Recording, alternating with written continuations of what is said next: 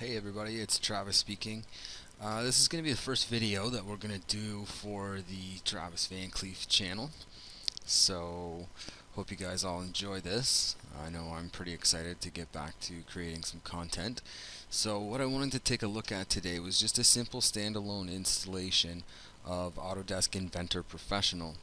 And the reason I wanted to create this video was because most of these installations are relatively similar. So if you've done one, you can pretty much do any of them. So as you can see, I'm in a folder here on my computer. It's called Autodesk, and I've got the Autodesk Inventor installer package here for the 64-bit. So I just went ahead and I clicked on the setup icon, and it brings up the installer. So if we take a look here, we've got a couple options. We've got a create deployment.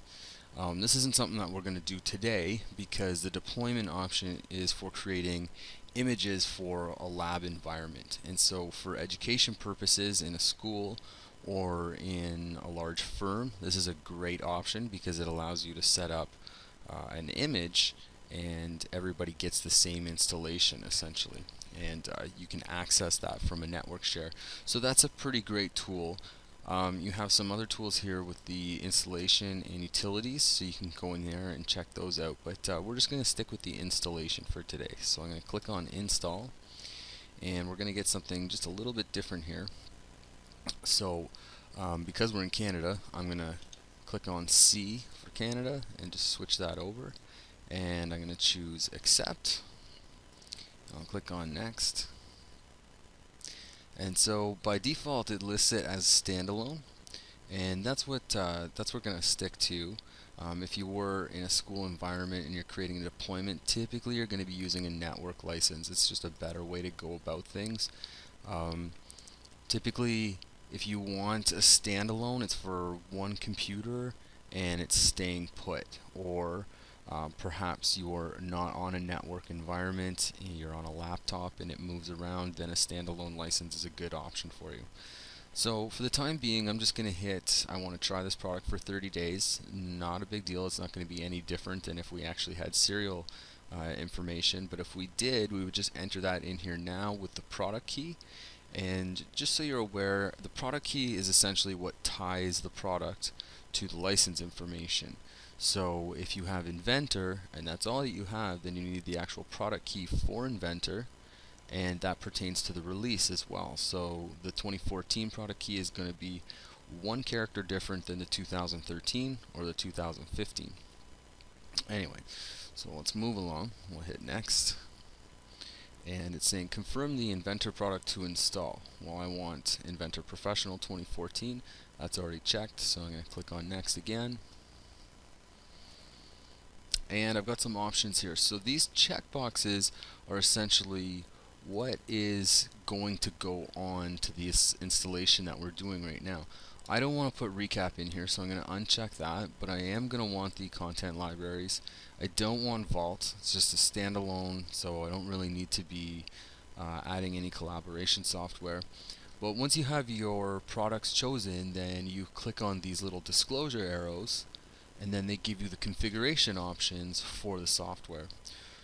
So something that I always do is I always download the service pack if I can. If it's there, great, I'll download it. Sometimes you'll see that these can cause some problems with the installation, and if that's the case, you just go back, you reinstall without the service pack, and then you can always install the service pack after from within the software.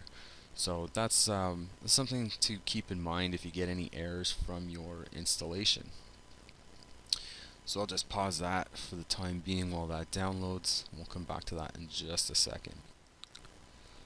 Okay, so we've got the service pack. It's all ready for installation.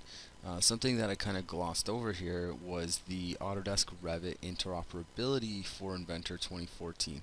I've already got this installed from a previous installation, so it's grayed out and we don't really need to do it. But if you do want to use, say, Design Academy or Building Design Suite Ultimate to its ultimate potential, then what you'll want to do is put that interoperability in there.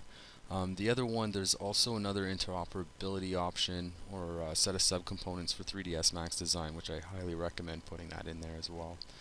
So now that we've got the service pack, we'll just scroll down here, and as you can see, there's nothing else for us to really worry about.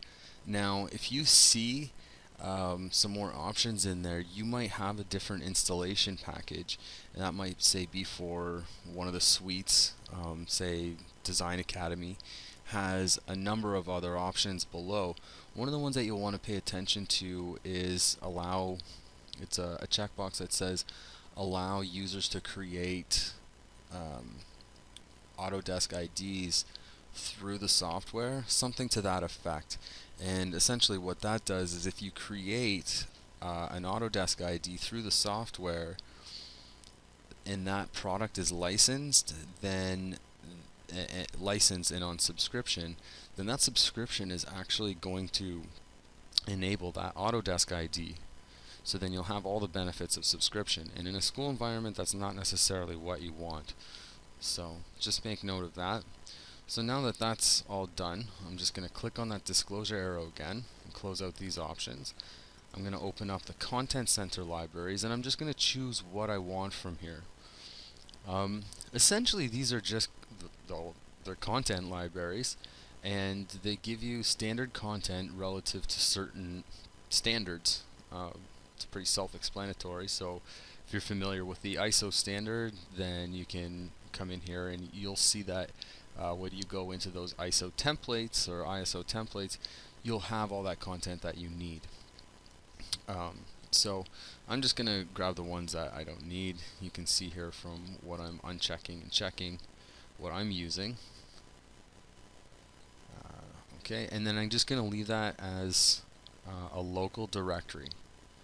And I'll stress that this isn't something that you want to put to a network folder, just because permissions, different users and profiles, this can be problematic. So if you are creating an image using the deployment method, you always want to keep this to a local location and do these installs with administrator privileges.